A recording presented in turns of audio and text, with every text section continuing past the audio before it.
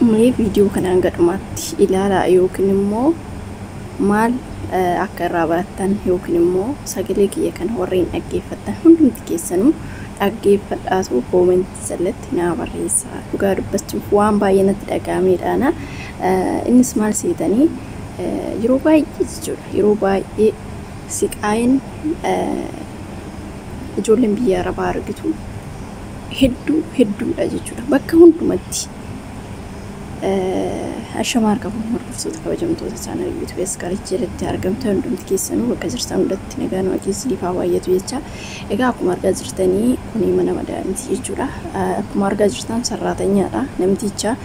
Egaa namoonni akkanaa ijoolleen akkanaa ni jirtu jechuudha. Ijoolleen akkanaa ni jiru. Ijoolleen beekus keessattuu biyyoota arabaa keessatti ta'ee Beirut Liibiyoon immoo Laabiyoon isa jedhamu san jechuudha. Innaa akkuma argaa jirtan kun immoo waan akkanaa kana ammoo fe'eeyyuu Arabni siin jaallatu dhugaa dubbachuuf itti hin dhiyaatina.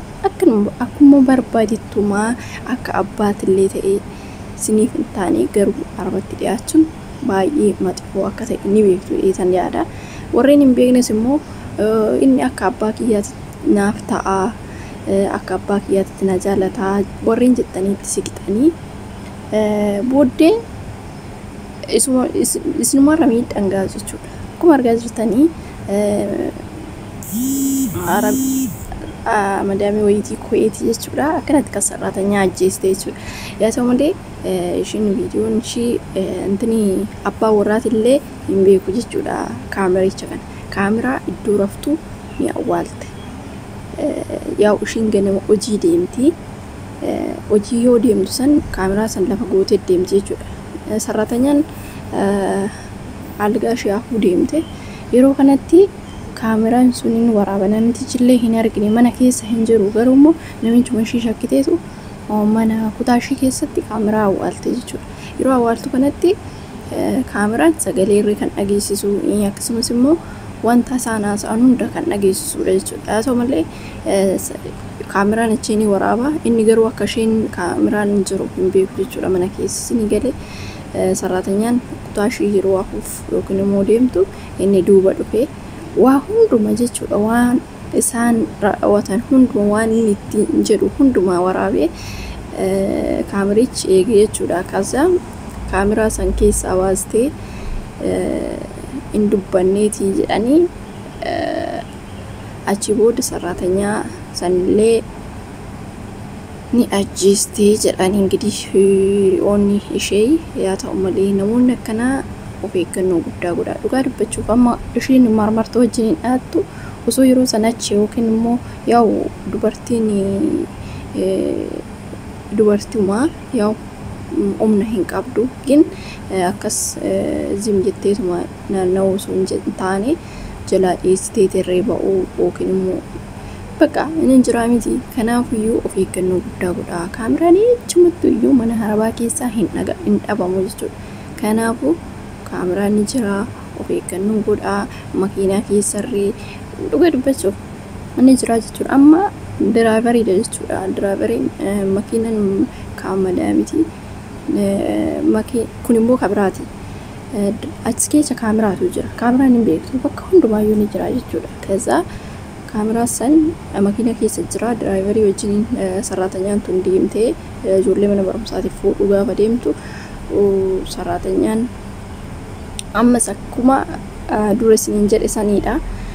Achii booddee sarraatanyaa sanii miidhaa cimaa irraan geessistee abbaa warraa kiyyaa susuu ta'ee akkanuma kan jettu. Mee kana ijoolleen haaraanis ta'ee ijoolleen waan kaameraa kunillee bilbila keessan irratti tarii buufattanii appilikeeshinii kaameraa gadi buufattanii fayyadamuu dandeessu. Amma fakkeenyaaf iddoo kaameraan jiru sin agarsiisuu danda'a. Dhugaa dubbachuuf of eeggannoo godhaa. Keessattuu kun yeroo ammaa kanatti osoo balleessaa tokko maleedha ijoollee fixaatii jiru. Kanaafuu kuni qabataa.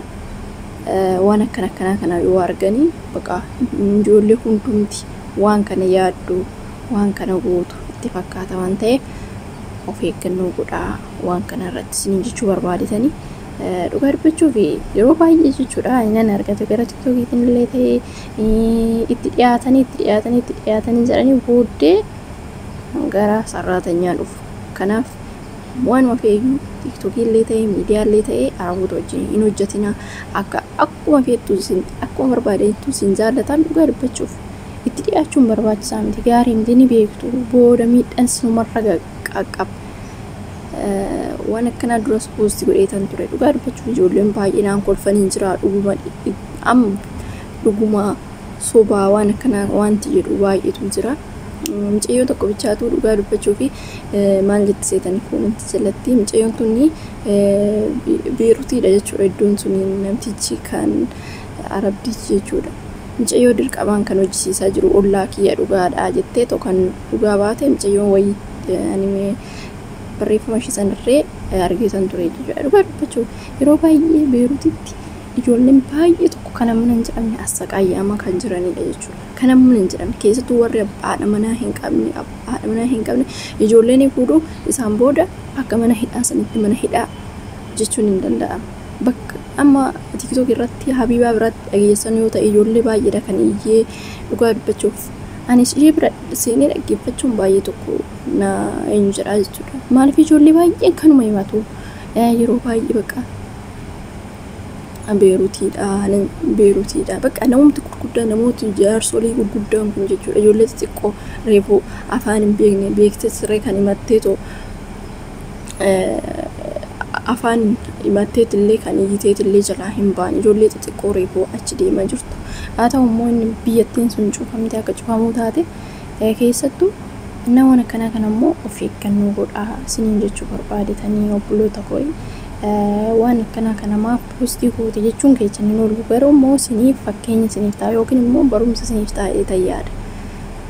Kanaaf sirriitti of eeggannoo godhaa kaamericha fayyadamuu dandeessan illee yoo ijoollee hin beekne ta'e bilbila keessan irratti akkamitti akka gadi buufattanii bakka kaameraan jiru laaluu dandeessan warreen hin beekne asirratti naa barreessaa.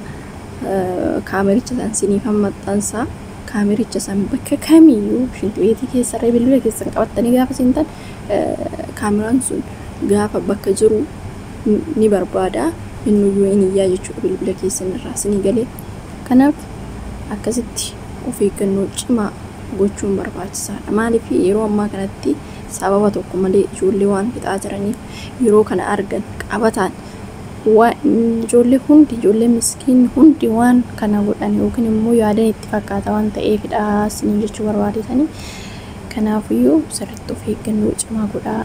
Kaameraan mana arabaatii dhaabame hin jiru bakka kana hin jiru nu bira hin jiru hin jedhina hanga bilbila keessanii fattashtanitti jechuudha. Kaameraan isa gurguddaa qofaatu jira osoo hin taane kaameraa xixiqqoo waan xixiqqoo irratti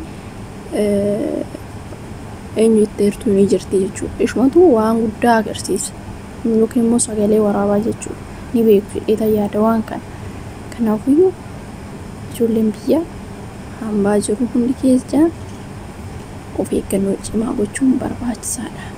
Dhugaa dubbachuun nuyi akka qalliititti ilaaluu dandeenya. Namoota meeqa makaraa akkasumas dhiphina guddaa keessa makaraa hedduu makaraa mana hin jedhamne kan arginu namoota meeqa dhaggeeffatan yoo ta'e dhugaa dubbachuun sagalee isaanii ijoolleen kan iyyanii namoota meeqadha akkanatti qoricha nu nyaachisaa jiru.